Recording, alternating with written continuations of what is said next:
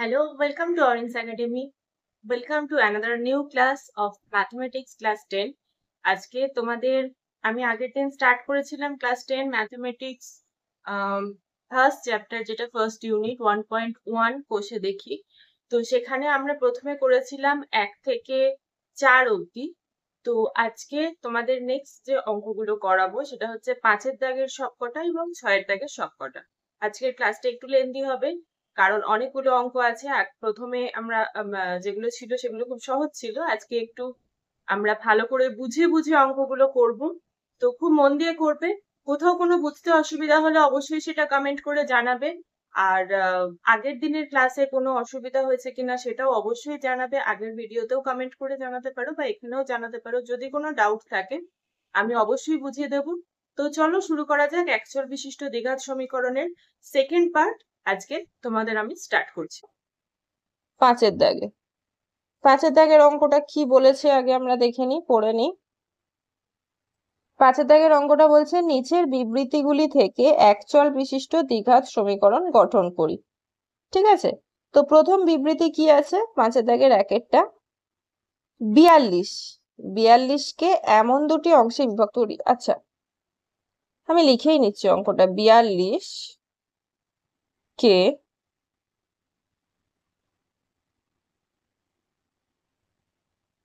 এমন দুটি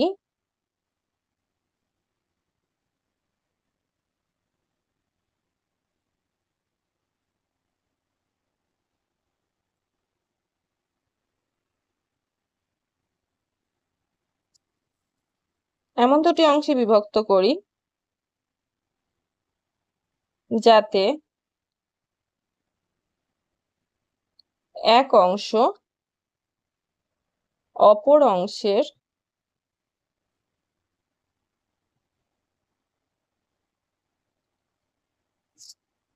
বর্গের সমান।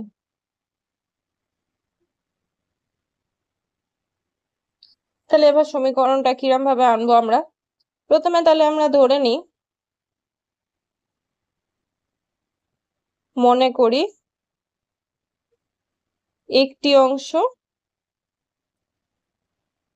আচ্ছা কি বলেছে, এক অংশ অপর অংশের বর্গের সমান।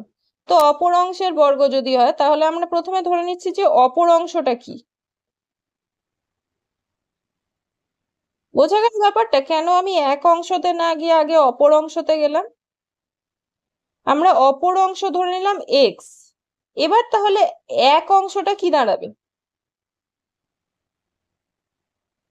তাহলে একটি অংশ দাঁড়াবে অপর অংশের বর্গের সমান।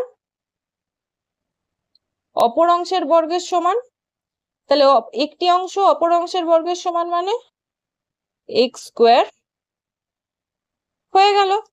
42কে এমন দুটি অংশে বিভক্ত করি যাতে এক অংশ অপর অংশের বর্গের সমান। তো আমরা যদি ধরে নিই অপর অংশ এক্স, তাহলে এক অংশ হয়ে যাচ্ছে এক্স স্কোয়ার। এবার তাহলে সমীকরণটা প্রশ্নানুসারে কি দাঁড়াচ্ছে?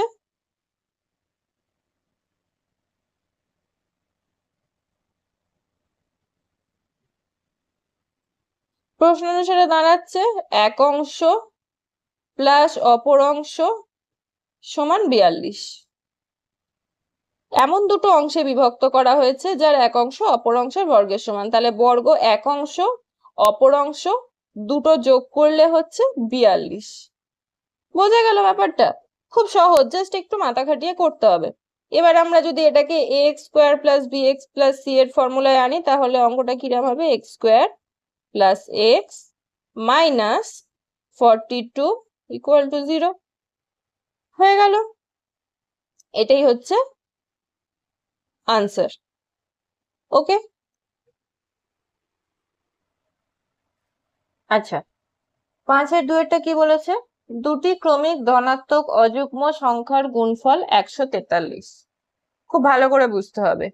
ক্রমিক মানে পরপর, ধনাত্মক অযুগ্ম সংখ্যা।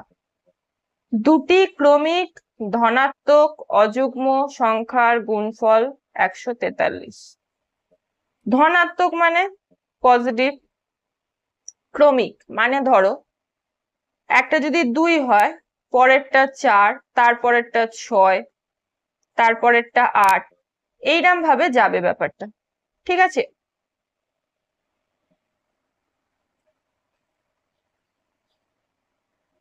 তো আমরা যদি মানে একটা 2 ঘর করে বাড়বে, তো আমরা যদি ধরে নিই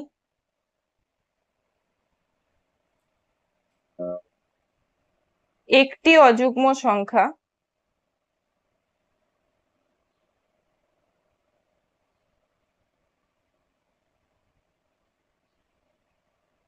একটা অযুগ্ম সংখ্যা ধরে নিলাম এক্স, তাহলে অপর অযুগ্ম সংখ্যা কি হবে?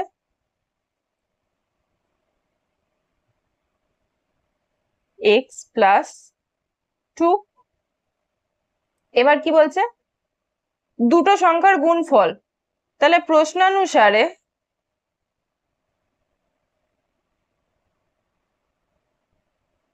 একটা সংখ্যা এক্স আর একটা সংখ্যা এক্স প্লাস 2, এই দুটো সংখ্যার গুণফল দাঁড়াচ্ছে 143। বোঝা গেল? এবার কিচ্ছু না, আমরা জাস্ট এটাকে ভাঙবো, এক্স ইন্টু এক্স মানে x square plus x into 2 মানে 2x ইকুয়াল টু 143। তাহলে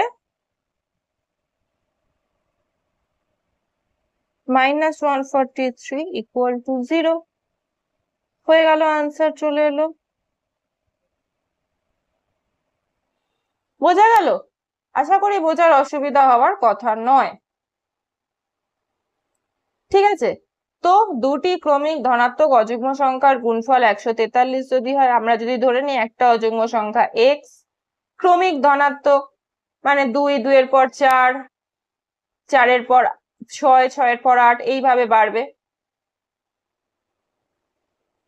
তো একটা সংখ্যা যদি এক্স হয়, তাহলে অপর সংখ্যা 2 ঘর এগোলে হবে এক্স প্লাস 2 গুণ। এবার প্রশ্ন অনুসারে বলছে দুটো সংখ্যার গুণফল, তাহলে এটা আর এটার গুণফল যদি 143 হয়, এরকম উত্তর আসছে এটা।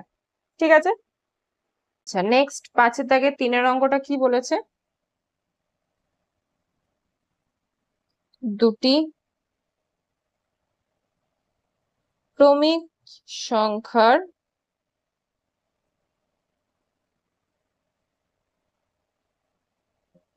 বর্গের সমষ্টি 313।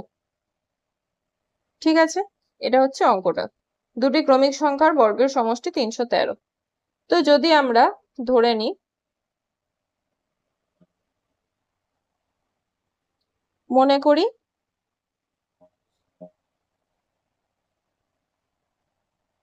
একটি সংখ্যা এক্স ক্রমিক সংখ্যা মানে পরপর, তাহলে অপর সংখ্যা কি হবে?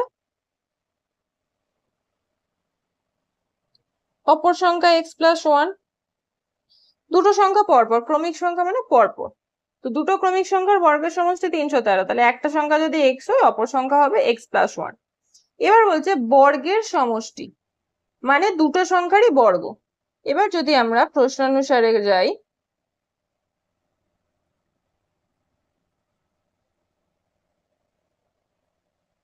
প্রথম সংখ্যার বর্গ প্লাস দ্বিতীয় সংখ্যার বর্গ, কেননা দুটো সংখ্যার বর্গের সমষ্টি বলেছে, সেটা কত? 313। এবার কিছু না, আমরা এটাকে সিম্পলিফিকেশন করব। a প্লাস বি এর হোল স্কোয়ারের ফর্মুলা যদি ফেলি, তাহলে x square plus 2ab plus b square হয়ে গেল।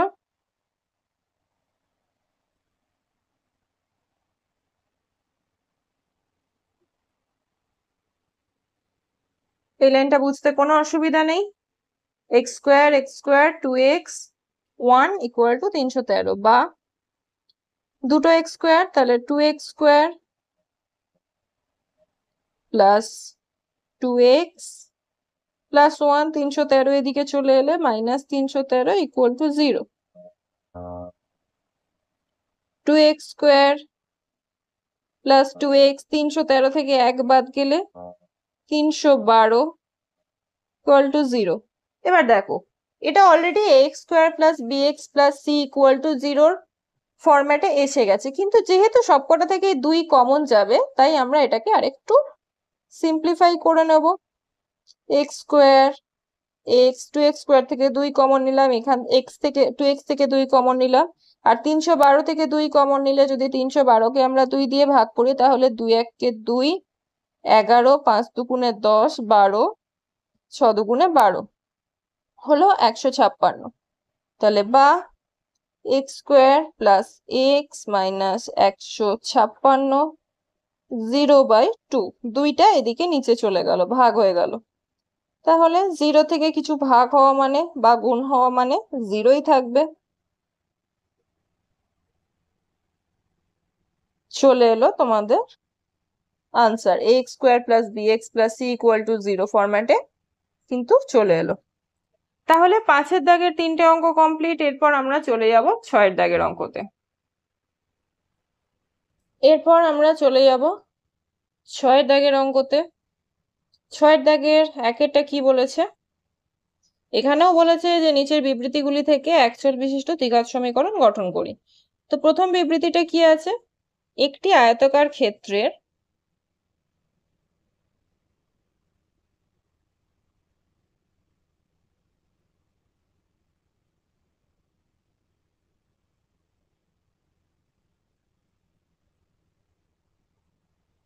কর্ণের দৈর্ঘ্য 15 মিটার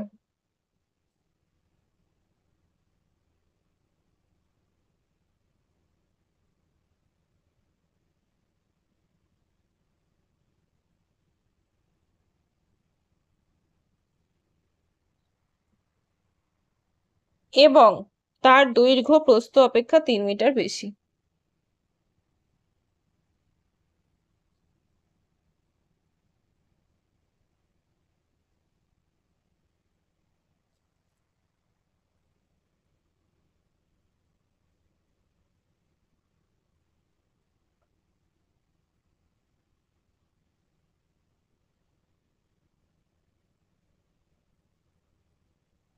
এবার অঙ্কটা বুঝতে গেলে আমাদেরকে আগে একটা আয়তাকার ক্ষেত্রের স্ট্রাকচারে যেতে হবে।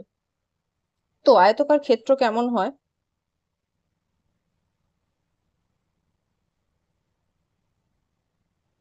এই গেল একটা আয়তাকার ক্ষেত্র যার দৈর্ঘ্য বেশি প্রস্থ কম। তাহলে এর কর্ণের দৈর্ঘ্য মানে এটা হচ্ছে কর্ণ, কর্ণের দৈর্ঘ্য বলেছে 15 মিটার। নেক্সট হচ্ছে দৈর্ঘ্য প্রস্থ অপেক্ষা 3 মিটার বেশি। তাহলে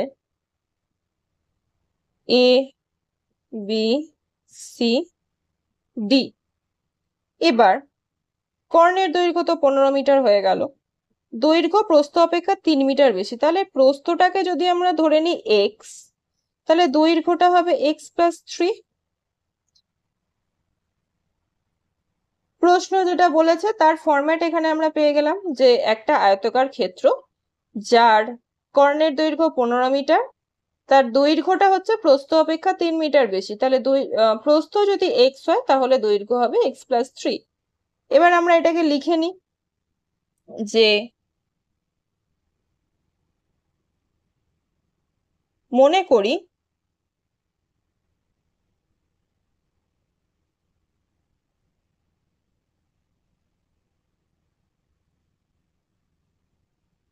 আয়তাকার ক্ষেত্রের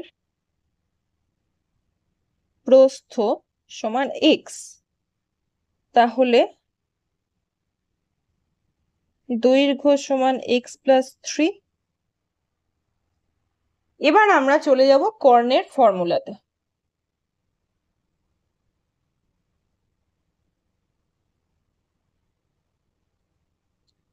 কর্ণের ফর্মুলা কি?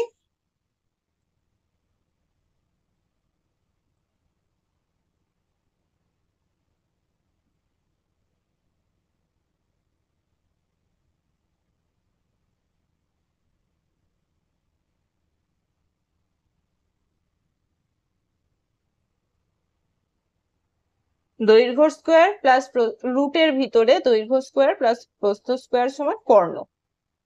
এইবার আমরা যদি এইটাকে নিয়ে আসি, আমরা এখানে যে মানগুলো ধরেছি সেই হিসাবে যদি দাঁড় করাই, রুট দৈর্ঘ্যর স্কোয়ার, প্রস্থ স্কোয়ার, কর্ণ বলেই দিয়েছিল 15 মিটার। ঠিক আছে, এবার আমরা জাস্ট এটাকে রুটটাকে যদি তুলে দেব মনে করি, তাহলে কি হবে? রুটটা তুলে দিলে আমাদের কাজটা সহজ হয়ে যাবে সমাধান করা। দুদিকে যদি আমরা বর্গ করি তাহলেই রুট উঠে যাবে। এটাকে তো আমরা বর্গ করলাম বলে রুট উঠে গেল, আর 15টাকে বর্গ করলাম। এবার আমরা ভাঙবো। a প্লাস বি হোল স্কোয়ারের formula x square plus 2 into x into 3 plus 3 এর স্কোয়ার প্লাস এক্স স্কোয়ার যেটা এলো 15 15 225,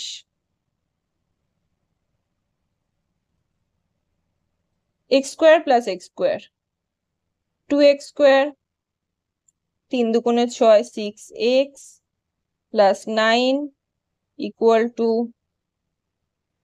225।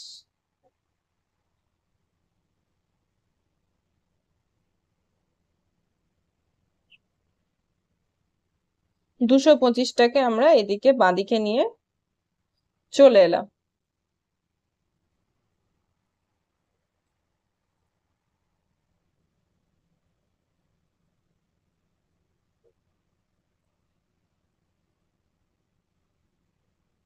দুশো পঁচিশ থেকে 9 বাদ দিলে কি হবে?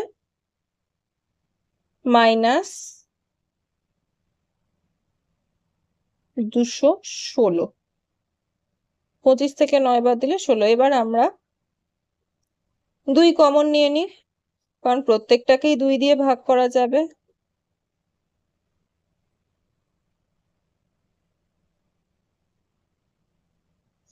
এই লাইনটা বোঝা গেল?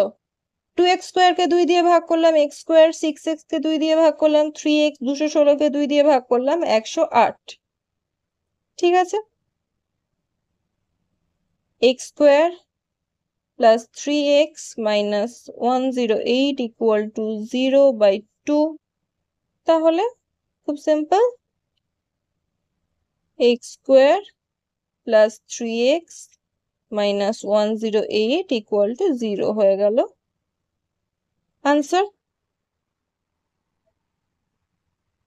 নেক্সট আমরা চলে আসবো 6 দাগের 2। 6 দাগের 2 এর অঙ্কটা কি বলেছে? এক ব্যক্তি 80 টাকায় কয়েক কিগ্রা চিনি ক্রয় করলেন।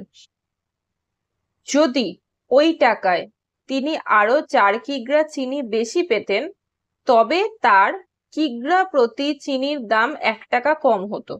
খুব ভালোভাবে বুঝতে হবে অঙ্কটা। তিনি 80 টাকায় কয়েক কিগ্রা চিনি ক্রয় করলেন, কত করলেন সেটা বলেনি,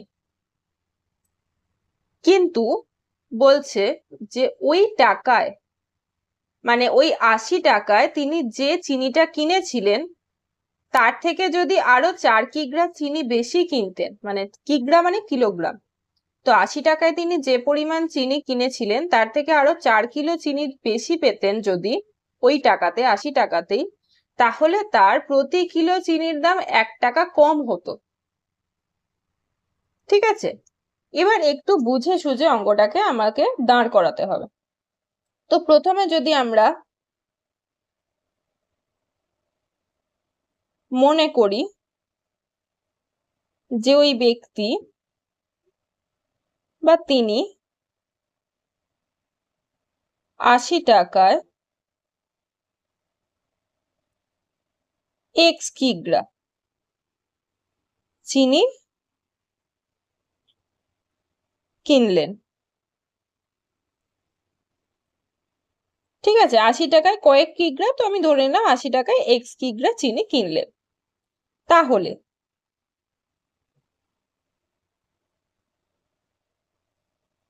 x কিগ্রা চিনির দাম দাঁড়ালো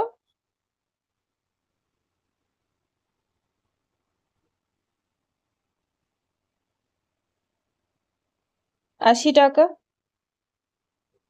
এবার বলছে, আচ্ছা আমি আগে ধরে নিই যে 1 কিলো চিনির দাম তাহলে কত হবে, 80/x টাকা।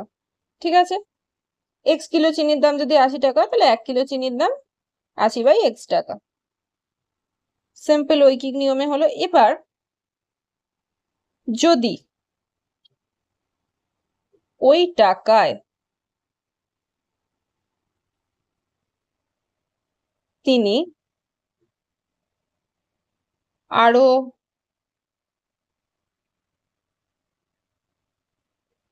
4 কিগ্রা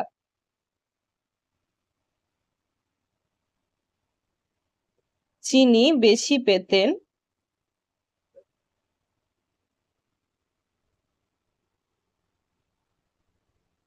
তাহলে চিনির পরিমাণ কত হতো?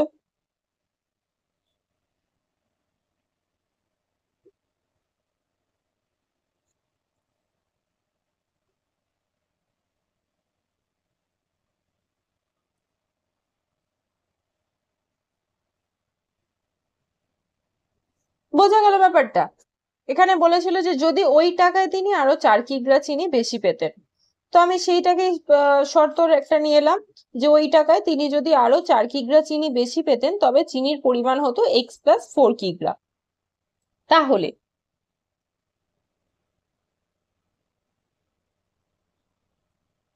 এখন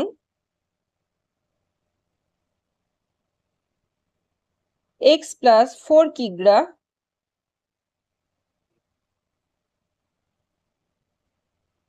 চিনির দাম সেই 80 টাকাই রইল, তাই তো? এখন x + 4 কিগ্রা চিনির দাম রইল 80 টাকা। তাহলে 1 কিগ্রা চিনির দাম কত হবে? 80/x + 4 টাকা। বোঝা গেল ব্যাপারটা? যে ওই টাকায় তিনি আরো যদি 4 কিগ্রা চিনি বেশি পেতেন, তাহলে চিনির পরিমাণ দাঁড়াতো x + 4 কিগ্রা। তাহলে x + 4 কিগ্রা চিনির দাম 80 টাকা যদি হয়, 1 কিলো চিনির দাম 80/x + 4 টাকা। এবার যদি আমরা প্রশ্নানুসারে যাই,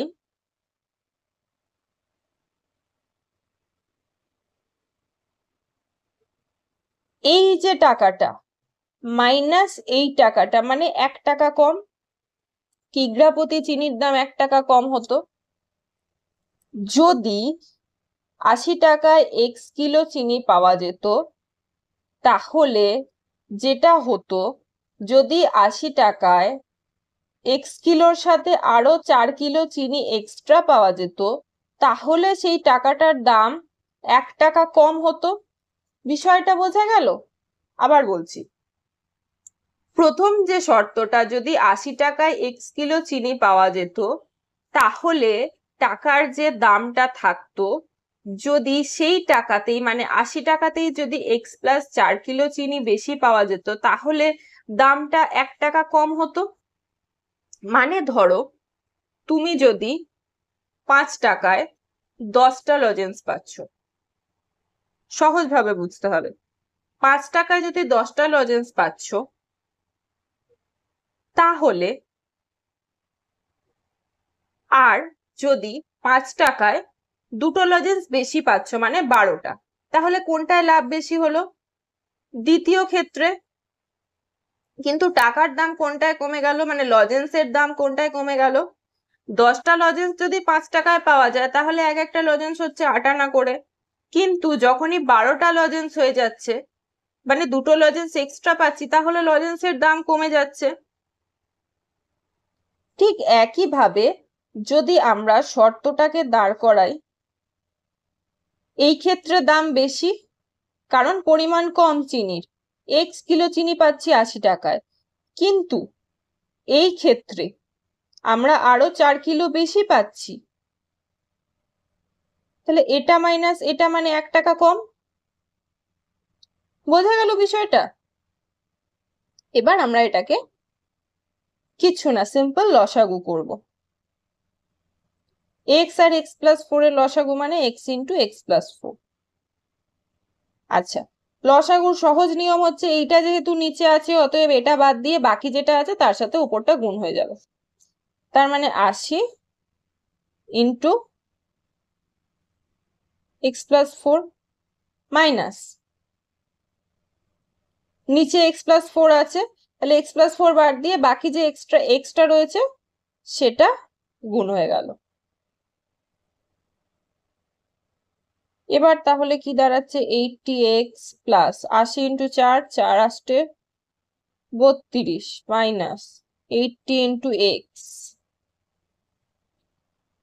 x into x plus four মানে x square plus 4x equal to 1। এবার দেখো প্লাস 80x মাইনাস 80x কেটে গেল।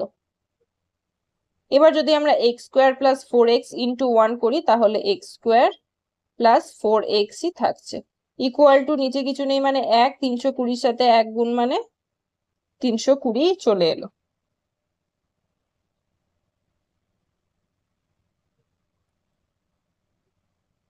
মাইনাস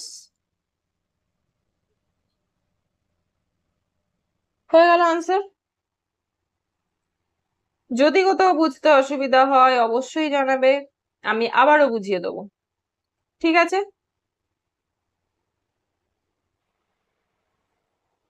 আচ্ছা চলো 6-3-এরটা। 6-3-এর অঙ্কটা কি বলেছে, দুটি স্টেশনের মধ্যে দূরত্ব 300 কিলোমিটার। একটা ট্রেন প্রথম স্টেশন থেকে সমবেগে দ্বিতীয় স্টেশনে গেল, সমবেগে দ্বিতীয় স্টেশনে গেল। ট্রেনটির গতিবেগ ঘন্টায় 5 কিলোমিটার বেশি হলে ট্রেনটির দ্বিতীয় স্টেশনে যেতে 2 ঘন্টা কম সময় লাগতো। দুটো স্টেশনের মধ্যে দূরত্ব 300 কিলোমিটার। আচ্ছা, ট্রেনটা সমবেগে প্রথম স্টেশন থেকে দ্বিতীয় স্টেশনে গেল, সেখানে কতক্ষণ টাইম লাগলো কি বৃত্তান্ত কিচ্ছু বলেনি, কত বেগে গেল সেটাও বলেনি। একটা সমান বেগে গেছে প্রথম স্টেশন থেকে দ্বিতীয় স্টেশনে, কতক্ষণ টাইম লেগেছে বলেনি। কিন্তু যদি ট্রেনটার বেগ ঘন্টায় আরো 5 কিলোমিটার বেশি হতো তাহলে ট্রেনটার পৌঁছতে 2 ঘন্টা কম সময় লাগতো, প্রথম স্টেশন থেকে দ্বিতীয় স্টেশনে পৌঁছাতে আরো 2 ঘন্টা কম সময় লাগতো। তাহলে আমরা প্রথমেই ধরে নেব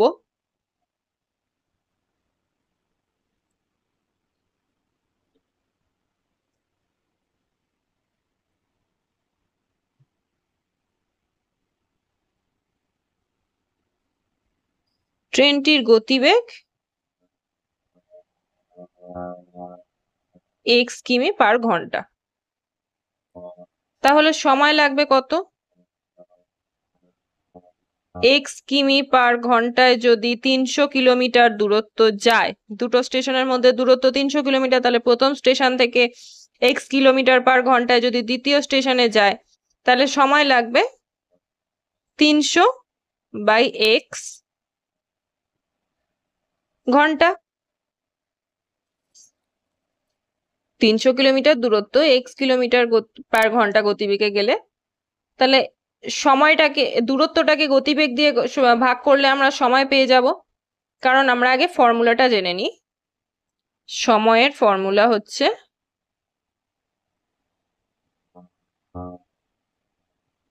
দূরত্ব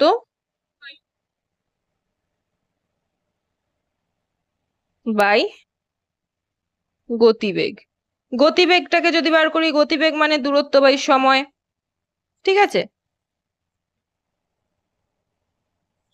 তো এখানে আমরা গতিবেগ পেলাম, সময় পেলাম, ধরে নিলাম যে গতিবেগ x কিলোমিটার পার ঘন্টা আর সেই সেই সেই দূরত্বটা যেতে সময় লাগছে মানে এই 300 কিলোমিটার যেতে সময় লাগছে 300 বাই x ঘন্টা।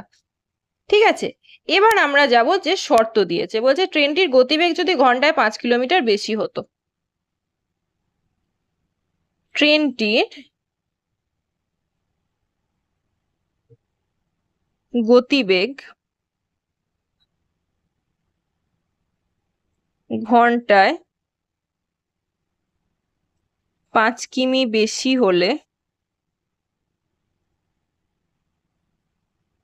গতিবেগ কত হতো,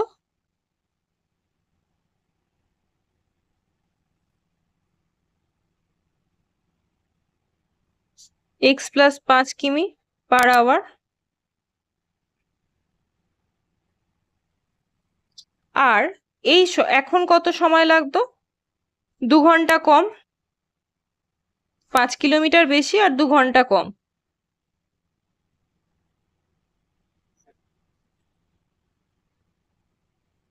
তাহলে এখন সময় লাগবে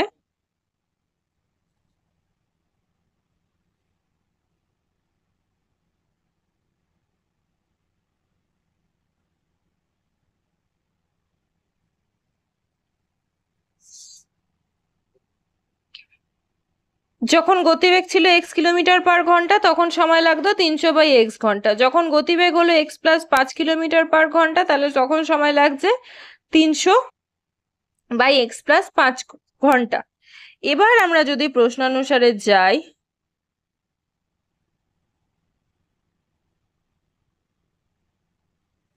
এই যে সময়টা মাইনাস এই যে সময়টা সেটাই তো 2 ঘন্টা। এই সময়টা প্রথম সময়টা, সেখান থেকে দ্বিতীয়টা যখন 5 কিলোমিটার বেশি বেগে যাচ্ছে সেই যে তখন যে সময়টা লাগছে সেটার থেকে সেইটা কমলেই সেটা 2 ঘন্টা কম হয়ে যাবে। বোঝা গেল ব্যাপারটা? এবার আমরা যদি এখানে দুটোতেই যেহেতু 300 আছে, 300 যদি কমন নিয়ে নিই তাহলে হবে 1/x মাইনাস 1/x প্লাস 5 সমান 2।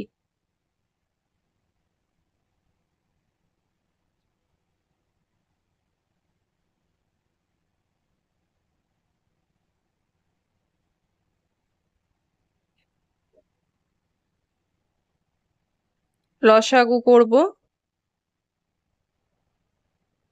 এটা কিছুই না, 300টা জাস্ট ওদিকে গিয়ে ভাগ হয়ে গেল। আচ্ছা, লসাগুর সহজ ফর্মুলা কি? এখানে x আছে এখানে x আছে, তাহলে যেটা নেই সেটার সাথে গুণ হবে। 1 × x প্লাস 5 মানে x plus 5 minus x plus 5 আছে x নেই তাহলে 1 × x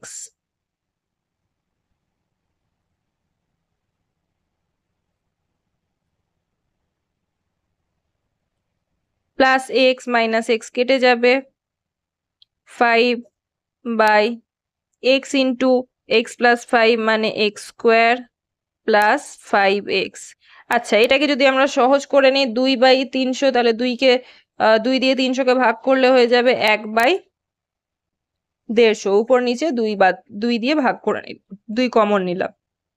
এবার যদি আমরা কোনাকুনি গুণ করি, x স্কোয়ার প্লাস 5x × 1 মানে x স্কোয়ার প্লাস 5x। এবার 150 × 5, 5 × 15 = 75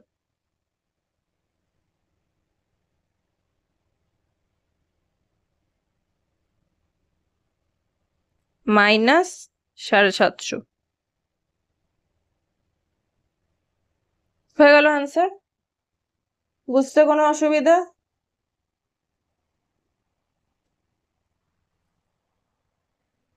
নেক্সট অঙ্ক কি বলেছে?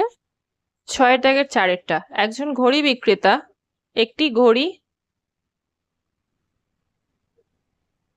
ক্রয় করে 336 টাকায় বিক্রি করলেন। কত টাকায় ক্রয় করেছে বলেনি। একটি ঘড়ি ক্রয় করেছেন এবং সেটা 336 টাকায় বিক্রি করেছেন। তিনি যত টাকায় ঘড়িটি ক্রয় করেছিলেন শতকরা তত টাকা তার লাভ হলো। মানে যে টাকায় ঘড়িটা কিনেছে সেই পার্সেন্টেজ তার প্রফিট হয়েছে। সাপোজ যদি 10 টাকায় কেনে, 10 টাকায় কেনেনি অবভিয়াসলি, 10 টাকায় যদি কেনে তো তার 10% লাভ হয়েছে। যদি 5 টাকায় কেনে তো 5% লাভ হয়েছে। যদি 100 টাকায় কেনে তো 100% লাভ হয়েছে। বোঝাতে পারলাম ব্যাপারটা? তো প্রথমে আমাদেরকে ঘড়িটার ক্রয় মূল্য ধরতে হবে। কত টাকায় কিনেছিলেন সেটা আগে আমি ধরে নিই, কারণ সেটা তো বলেনি কত টাকায় কেনা হয়েছে। তো মনে করি ঘড়িটির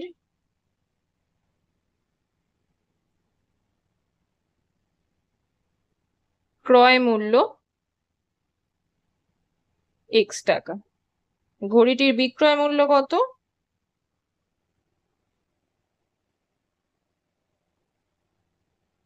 336 36 টাকা। তাহলে লাভ কত? বিক্রয় মূল্য থেকে ক্রয় মূল্য বাদ দিলেই চলে আসবে লাভ।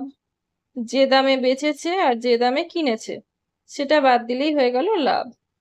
এবার তাহলে প্রশ্নানুসারে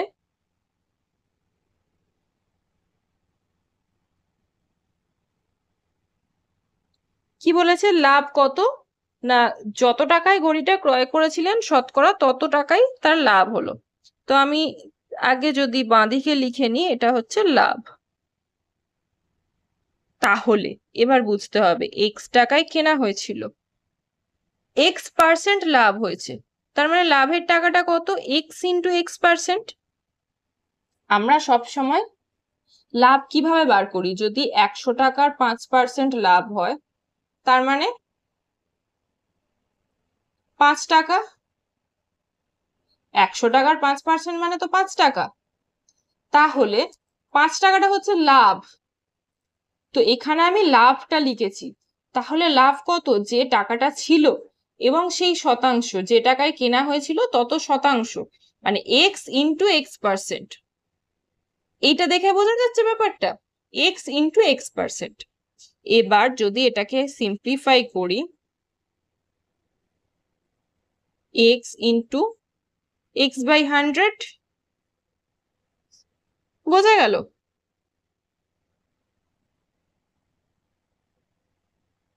x²/100। এবার আমরা কোনাকুনি গুণ করবো, এর নিচে কিছু নেই মানে 1, তাহলে x², আর এখানে কোনাকুনি গুণ করলে 3, 3, 6, দুটো 0 মাইনাস 100x। এবার আমরা সবটাকে যদি বাঁদিকে নিয়ে আসি, x² plus 100x minus 33600 equal to 0। এতটাই সহজ অঙ্কটা, ঠিক আছে? অঙ্ক কমপ্লিট। এটা লাভ, এটা লাভের শতাংশ, মানে যত শতাংশ লাভ হয়েছে, বাস জাস্ট সিম্পলিফাই করলাম, হয়ে গেল। 6 দাগের 5 অঙ্কটা, স্রোতের বেগ ঘন্টায় 2 কিলোমিটার হলে রতন মাঝির স্রোতের অনুকূলে 21 কিলোমিটার গিয়ে আবার ওই দূরত্ব ফিরে আসতে 10 ঘন্টা সময় লাগে। ঠিক আছে, কি মনে হচ্ছে, একটা এক লাইনে বলে দিয়েছে, বেশিও নেই কমও নেই, কিন্তু এটাকে সমীকরণে আনতে হবে। স্রোতের বেগ ঘন্টায় 2 কিলোমিটার, ওই যে গিয়ে আবার ফিরে আসা, এখানেই এসে যাচ্ছে অনুকূল প্রতিকূলের গপ্প। যাচ্ছে অনুকূলে, কিন্তু যখন ফিরে আসছে তখন সেটা হচ্ছে প্রতিকূল, কারণ তখন স্রোতের বিপরীত দিকে আসছে। তো এখানে দুটো জিনিস মাথায় রাখতে হবে, গতিবেগ মানে দূরত্ব বাই সময়, মানে কতটা দূরত্ব যাচ্ছে কত সময় যাচ্ছে। আর যদি এটাকে আমরা সময় নিয়ে আসি, সময় নিয়ে এলে তখন হয়ে যাবে দূরত্ব বাই গতিবেগ, মানে কতটা যাচ্ছে এবং কত গতিবেগে যাচ্ছে। ঠিক আছে, তো এটাকে আমাদের একটু লিখে লিখে ব্যাপারটা বুঝে নিতে হবে। চলো রতন মাঝির নৌকা কিভাবে চালাচ্ছে আমরা সেটা দেখে নিই। তো মনে করি প্রথম হচ্ছে নৌকার গতিবেগ, স্রোতের বেগ বলেছে 2 কিলোমিটার, নৌকার গতিবেগ ধরে নিচ্ছি x কিলোমিটার পার ঘন্টা। গতিবেগ যখনই আসছে তখনই হচ্ছে কিলোমিটার পার ঘন্টা।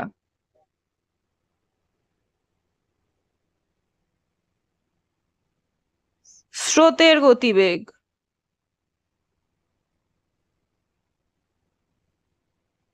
2 কিলোমিটার পার ঘন্টা, স্রোতের বেগ বলে দিয়েছে 2 কিলোমিটার পার ঘন্টা, নৌকার বেগ ধরে নিলাম যে x কিলোমিটার পার ঘন্টা। এইবার কি করবে,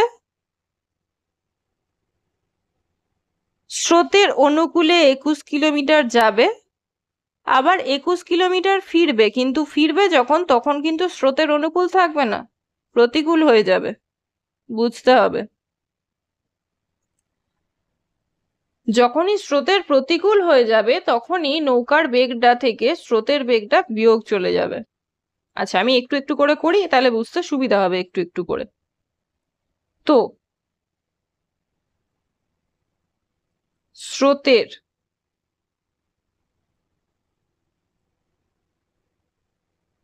অনুকূলে নৌকার গতিবেগ, নৌকা যে বেগে যাবে তার সাথে স্রোতটা আরো সাথ দেবে। অনুকূলে যখন যাচ্ছে তখন আরো হু হু করে যাবে, মানে 2 কিলোমিটার আরো এক্সট্রা এক্সট্রা যাবে ঘন্টায়।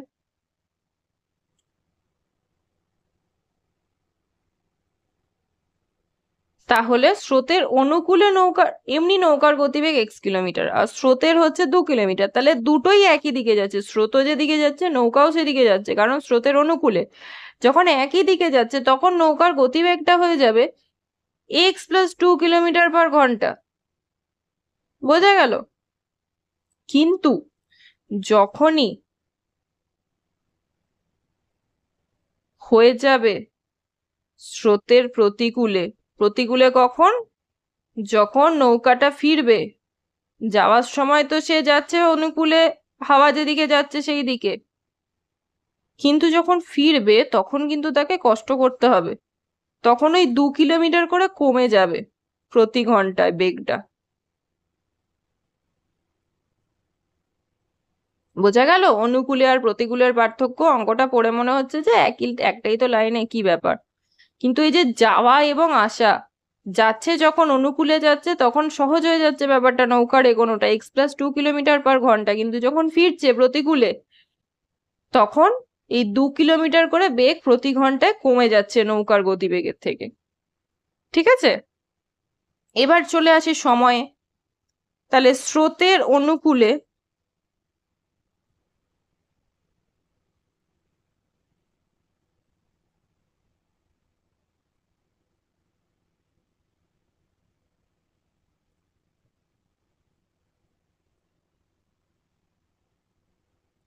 যেতে সময় লাগে কতক্ষণ বলেছে? আচ্ছা, স্রোতের অনুকূলে 21 কিলোমিটার যাচ্ছে, তো দূরত্ব বাই গতিবেগ, সময় যখন আমরা বার করব তখন আসছে দূরত্ব বাই গতিবেগের ফর্মুলা। তাহলে দূরত্ব কতটা যাচ্ছে? 21 কিলোমিটার। আচ্ছা, গতিবেগ কত অনুকূলে? x+2 হলো। অনুকূলে যেতে সময় লাগছে 21/x+2 ঘন্টা, কিন্তু স্রোতের প্রতিকূলে যেতে সময় লাগে কত? x-2। বোঝা গেল? স্রোতের অনুকূলে যাচ্ছে 21/x+2 ঘন্টা, x+2 গতিবেগ ছিল, দূরত্ব বাই গতিবেগ, কিন্তু প্রতিকূলে যেতে সময় লাগছে, দূরত্ব একই, কারণ 21 কিলোমিটার যাচ্ছে, গিয়ে ওই দূরত্বই ফিরে আসছে, 21 কিলোমিটারই ফিরে আসছে, কিন্তু প্রতিকূলে যেহেতু, সেহেতু গতিবেগটা কমে যাচ্ছে, তো 21/x-2 ঘন্টা। এবার এই যে টোটাল সময়টা যাচ্ছে এবং ফিরে আসছে সেটা কত? 10 ঘন্টা, মানে এই সময়টা অনুকূলে যাওয়া এবং প্রতিকূলে ফেরা, এই সময়টাকে যোগ করলে হবে 10 ঘন্টা। তাহলে প্রশ্নানুসারে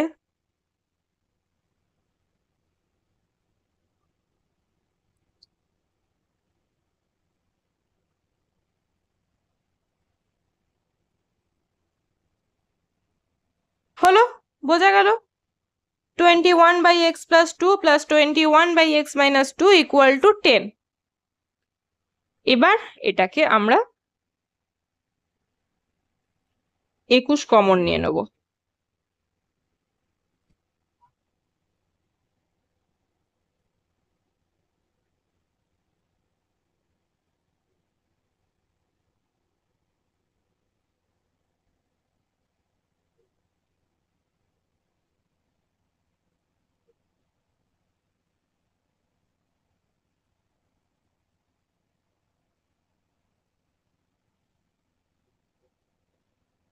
লসাগু করব।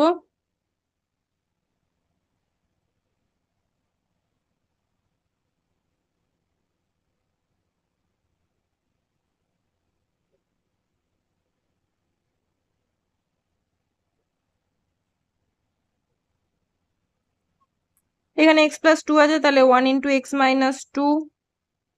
এখানে x মাইনাস টু আছে, তাহলে x প্লাস টু নেই, 1 into x plus two. Plus two minus two কেটে যাবে, উপরে হলো 2x। এবার আমরা একটা সিম্পল জিনিস দেখব। এটা মনে হচ্ছে না a plus b into a minus b এর formula? a plus b into a minus b মানে a square plus b square. Simple. তাহলে কি হবে এটা? এক্স স্কোয়ার মাইনাস 2 এর স্কোয়ার। আচ্ছা, আমি কি এ স্কোয়ার প্লাস বি স্কোয়ার বললাম? এটা এ স্কোয়ার মাইনাস বি স্কোয়ার। এ স্কোয়ার মাইনাস বি স্কোয়ারের ফর্মুলা হচ্ছে এ প্লাস বি ইন্টু এ মাইনাস বি। আমি লিখে দিচ্ছি একবার।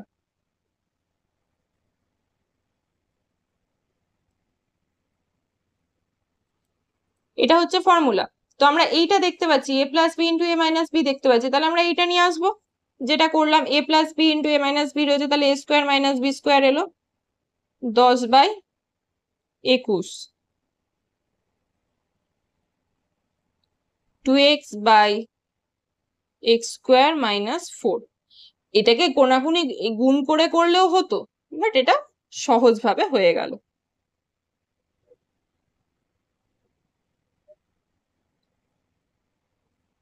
এবার আমরা যদি কোনাকুনি গুণ করি, 10x square minus 4 into 10 40, 21 into 2 42x, বা 10x square minus 40 minus 42x equal to 0। এখান থেকে ম্যাক্সিমাম কত কমন নিতে পারবো? 2।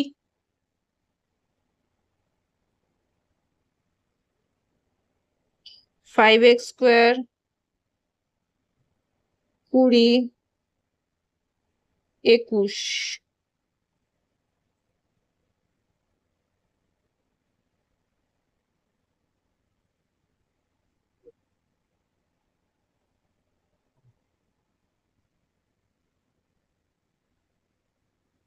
যদি সাজিয়ে নিই তাহলে 21x টা সামনে চলে আসছে, 0 হয়ে গেল তোমাদের আনসার। বোঝা গেল অঙ্কটা? খুব সহজ। একটু জাস্ট ভেবে চিন্তে বুদ্ধি খাটিয়ে করতে হবে। ঠিক আছে? কোথাও বুঝতে অসুবিধা হলে জিজ্ঞেস করবে, আমি আবার বুঝিয়ে দেবো। ঠিক আছে?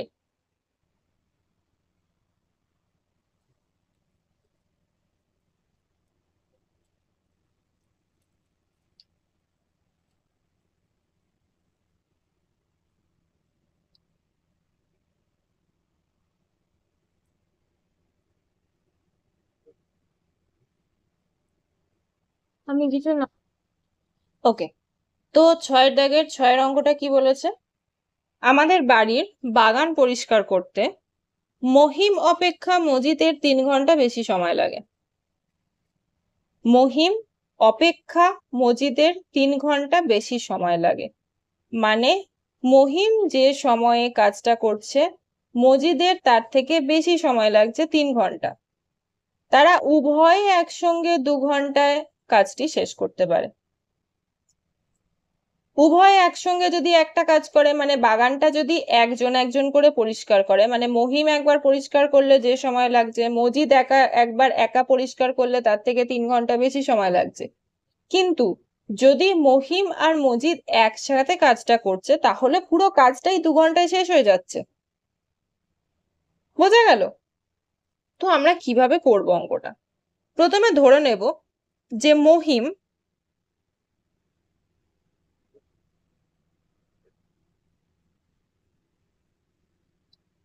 x ঘন্টায়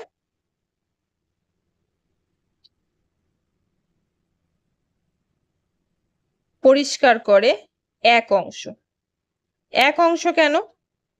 আমরা যখন একটা বাগান বাগানের আয়তন তো কিছু এখানে বলা নেই, তো পুরো বাগানটাকে আমরা ধরে নিচ্ছি 1 অংশ। ঠিক আছে, তাহলে মহিম 1 ঘন্টায় ঘন্টায় পরিষ্কার করছে পুরো বাগানটা। 1 ঘন্টায় পরিষ্কার করবে কতটা? 1/x অংশ। আবার 2 ঘন্টায়, একসঙ্গে কাজটা 2 ঘন্টায় করছে, কিন্তু 2 ঘন্টায় একজন কতটা করছে?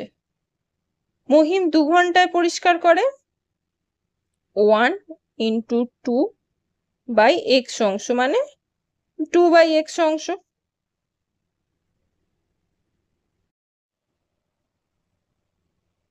মহিমের হিসাব গেল। এবার হচ্ছে মজিদ।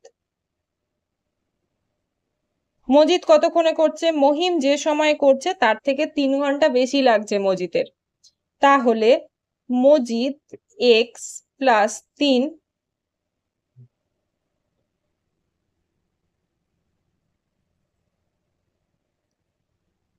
মজিদ x + 3 ঘন্টায়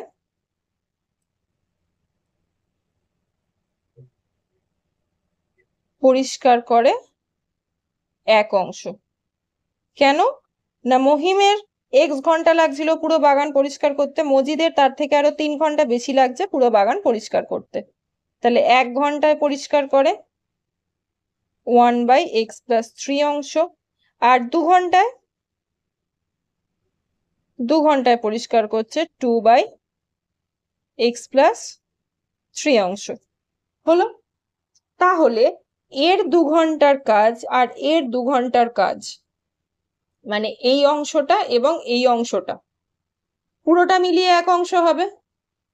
মহিম 2 ঘন্টাতে এই কাজটা করছে, মজিদ 2 ঘন্টায় এই কাজটা করছে, তো বাগানের এতটা অংশ আর এতটা অংশ মিলিয়ে 1 অংশ হবে।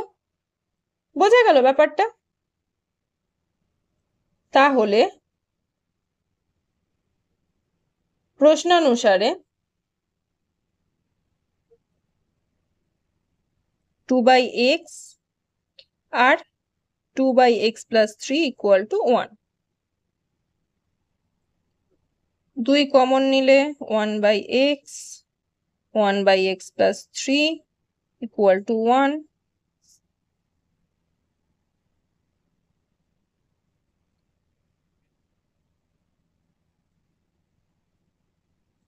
একই ধরনের অঙ্ক সবকটা, মানে ফর্মুলাটা একই করতে হচ্ছে,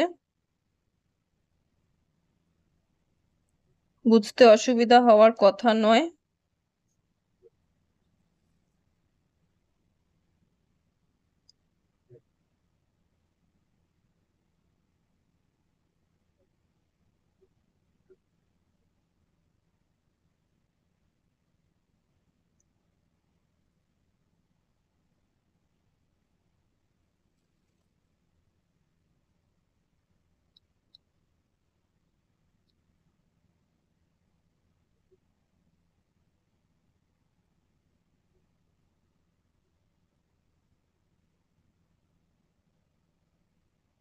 এই সমীকরণটা তো বোঝানোর কিছু নেই, একদম সহজ জলের মতো।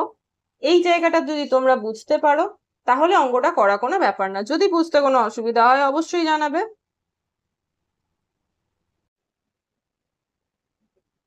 আচ্ছা, পরের অঙ্ক 6 দাগের 7-এরটা।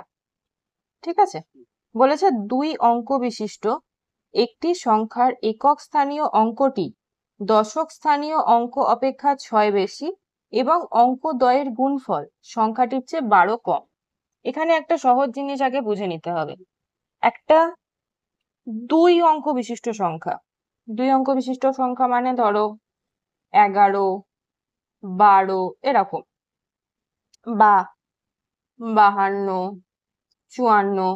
প্রত্যেকটা সংখ্যার মধ্যে 11-র মধ্যে 2টো অঙ্ক রয়েছে, এটা একটা এটা একটা, 12-র মধ্যে এটা একটা এটা একটা। এগুলো প্রত্যেকটা হচ্ছে 2 অঙ্ক বিশিষ্ট সংখ্যা।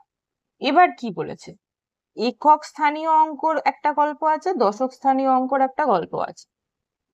তার মানে ধরো আমি যদি ধরে নিলাম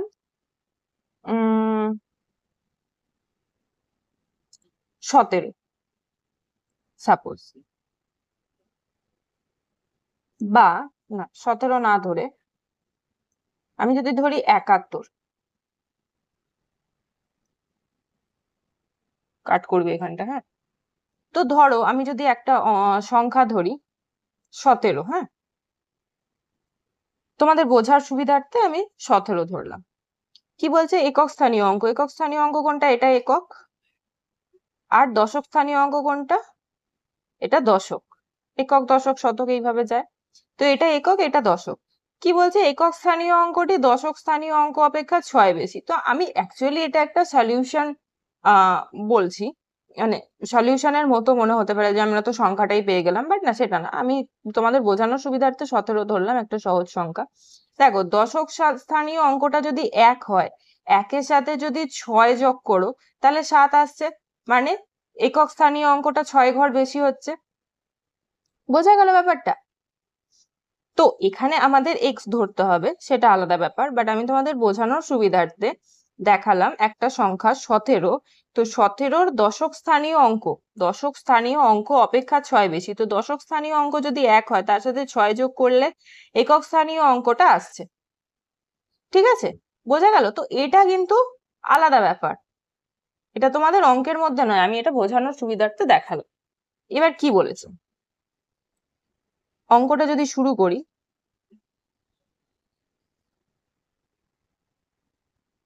মনে করি আমি প্রথমে দশক স্থানীয় অঙ্কটা ধরে নেব কোনটা?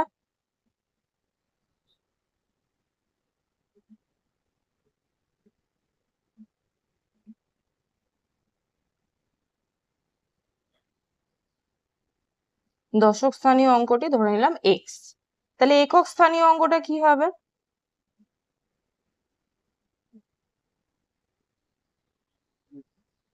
এক্স প্লাস 6, কারণ বলেছে একক স্থানীয় অঙ্কটি দশক স্থানীয় অঙ্ক অপেক্ষা 6 বেশি, তাহলে এক্স প্লাস 6। এইবার এখানে আরো একটা জিনিস বোঝার আছে, আমরা দাঁড় করাবো সংখ্যাটাকে। সংখ্যাটা কেমন হবে?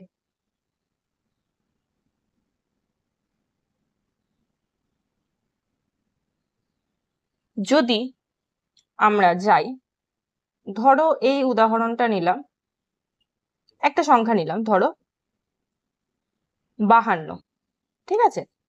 তো এই 52 মানে কত? দশক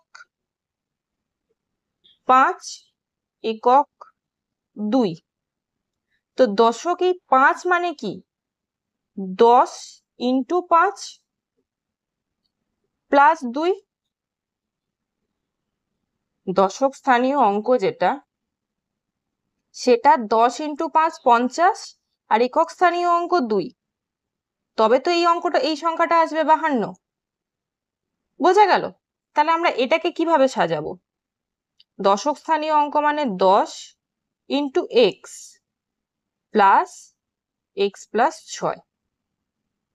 এটা হচ্ছে দশক স্থানীয় অঙ্ক, এটা হচ্ছে একক স্থানীয়।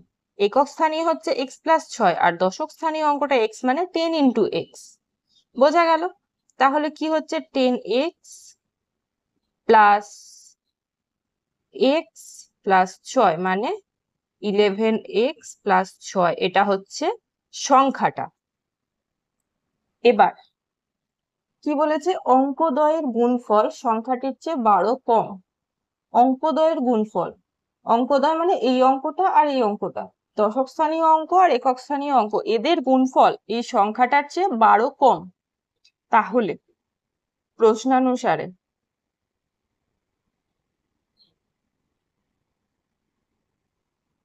অঙ্কদ্বয়ের গুণফল মানে এক্স ইন্টু এক্স প্লাস 6 সমান সংখ্যাটি 11x প্লাস 6 তার থেকে 12 কম মাইনাস 12। বোঝা গেল শর্তটা কি দাঁড়ালো? এবার আমরা যদি এটাকে সিম্পলি ভাগ করি, এই মানে সিম্পলিফিকেশন করি, x into x, x square plus x into 6, 6x সমান 11x প্লাস 6 মাইনাস 12, ব্র্যাকেটটা তুলে নিলাম, এক্স স্কোয়ার প্লাস 6x সমান 11x মাইনাস 6। এবার পুরোটাকে যদি বাঁ দিকে নিয়ে আসি, প্লাসটা বাঁদিকে এসে মাইনাস হলো, মাইনাসটা বাঁদিকে এসে প্লাস হলো, 6 5 11, 11 থেকে 6 বাদ দিলে 5 হচ্ছে, তাহলে -5x + 6 = 0 হয়ে গেল আনসার। আচ্ছা, পরের অঙ্ক 6 দাগের 8 বলছে 45 মিটার দীর্ঘ ও 40 মিটার প্রশস্ত একটি আয়তক্ষেত্রাকার খেলার মাঠের বাইরের চারিপাশে সমান চওড়া একটি রাস্তা আছে এবং ওই রাস্তার ক্ষেত্রফল 450 বর্গমিটার। মাঠের দৈর্ঘ্য প্রস্থ বলেছে, রাস্তাটা কতটা চওড়া বলেনি, কিন্তু রাস্তার ক্ষেত্রফল বলেছে। একটু বুদ্ধি খাটিয়ে অঙ্কটা করতে হবে। তো অঙ্কটা খুব সহজ হয়ে যাবে যদি আমরা এটাকে একটা ছবি এঁকে করি। আয়তক্ষেত্রাকার মাঠ, এটা একটা মাঠ, মাঠের দৈর্ঘ্য কত? 45 মিটার, প্রস্থ কত? 40 মিটার। ঠিক আছে, দৈর্ঘ্য 45 মিটার, প্রস্থ 40 মিটার। এবার কি বলেছে? মাঠের চারপাশ দিয়ে সমান রাস্তা, বোঝা গেল? তো আমরা যদি এই বাইরের রাস্তার একদম বাউন্ডারি যেটা, সেইটাকে যদি ABCD করে মার্ক করে নিই, আমাদের সুবিধা হবে। এইবার আয়তাকার মাঠের দৈর্ঘ্য এটা, প্রস্থ এটা। আচ্ছা, আমরা আগে মাঠটার ক্ষেত্রফলের জায়গাটা করে নিই। রাস্তার ক্ষেত্রফল তো বলা আছে, রাস্তার হিসাবটা তারপর বোঝাবো।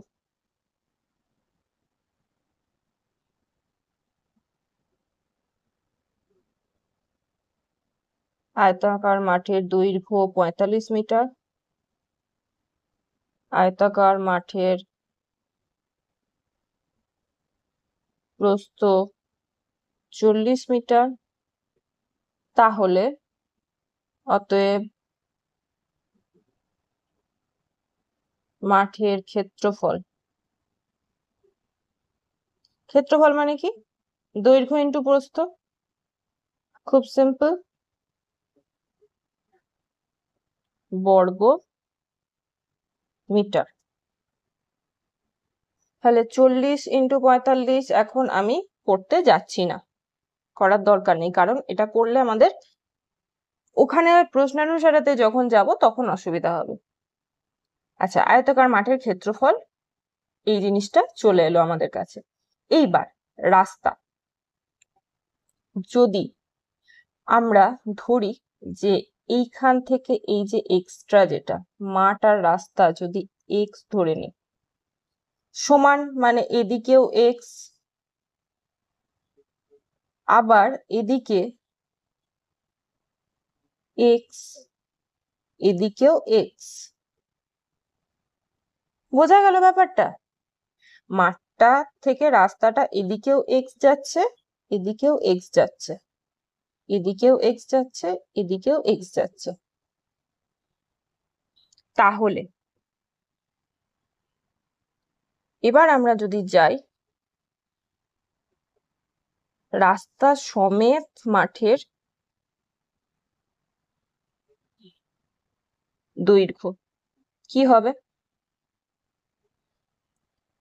আমরা যদি ধরে নিই রাস্তার দৈর্ঘ্যটা x, তাহলে এইটা তো মাঠের দৈর্ঘ্য ছিল 45 মিটার, এইটুকুটা মাঠের দৈর্ঘ্য ছিল, এদিকেও x বেড়েছে, এদিকেও x বেড়েছে, তাহলে মাঠের রাস্তা সমেত মাঠের দৈর্ঘ্যটা হবে 45 + 2x, এদিকেও x, এদিকেও x, তাহলে 45 + 2x মিটার।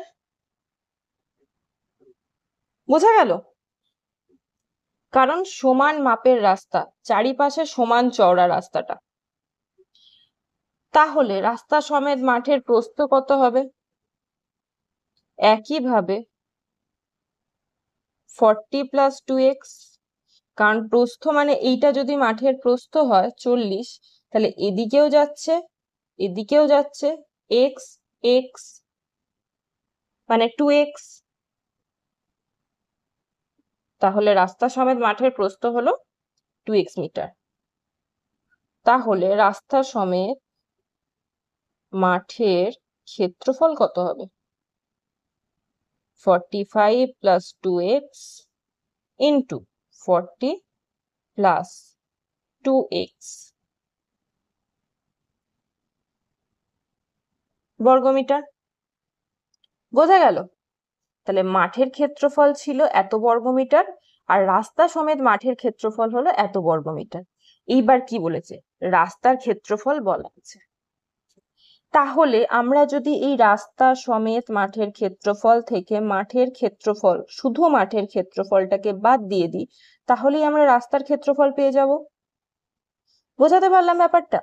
আমরা যদি এই রাস্তা সমেত মাঠ মানে পুরো বড় আয়তকার ক্ষেত্রটার যে ক্ষেত্রফল এইটা, সেখান থেকে এই যে ভিতরের অংশটা মাঠটুকু, সেই মাঠের ক্ষেত্রফলের অংশটা যদি আমরা বাদ দিয়ে দিই, তাহলে এই বাইরের রাস্তার ক্ষেত্রফলটা আমরা পেয়ে যাব।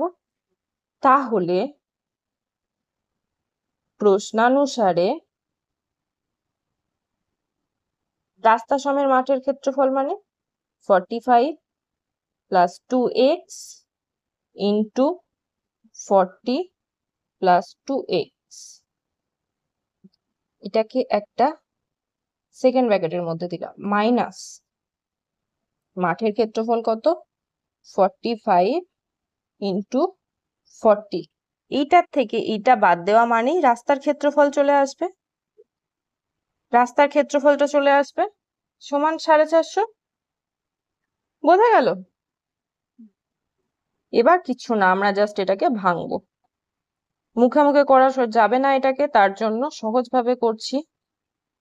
45 into 40 plus 45 into 2x plus 2x into 40 plus 2x into 2x minus 45 into 40, যেমন কার তেমন রাখবো। বা 45 into 40টাকে এখানে এইভাবেই রেখে দেবো। কেন? আমাদের এত বড় গুণ করার দরকার নেই, এটার থেকে আমরা এইটাকে মাইনাস করে দিলেই হয়ে যাবে। তাহলে প্লাস এখানে কি আসছে? 45 দুগুণে 90x, 2 into 40 মানে 80x plus 2x into 2x মানে 4x স্কোয়ার ইকুয়াল, আচ্ছা, মাইনাস 45 into 40 সমান 450। তাহলে এই পুরোটা আর এই পুরোটা কেটে গেল, এটার আগে প্লাস এটার আগে মাইনাস। তাহলে এবার যদি আমরা এটাকে সাজিয়ে লিখি 4x স্কোয়ার প্লাস 8 আর 9 170x ইকুয়াল টু 450। আর একটা লাইনে অঙ্ক শেষ।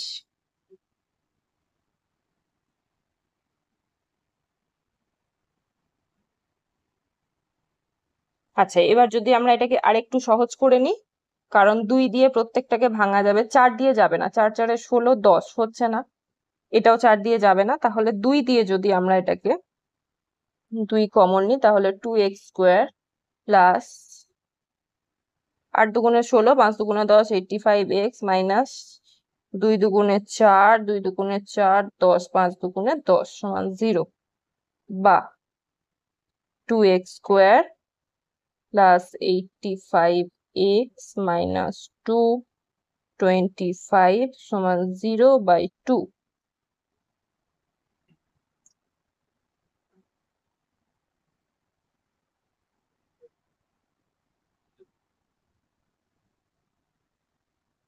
হয়ে গেল? তাহলে তোমাদের প্রথম ইউনিট 1.1 সব অঙ্ক কমপ্লিট।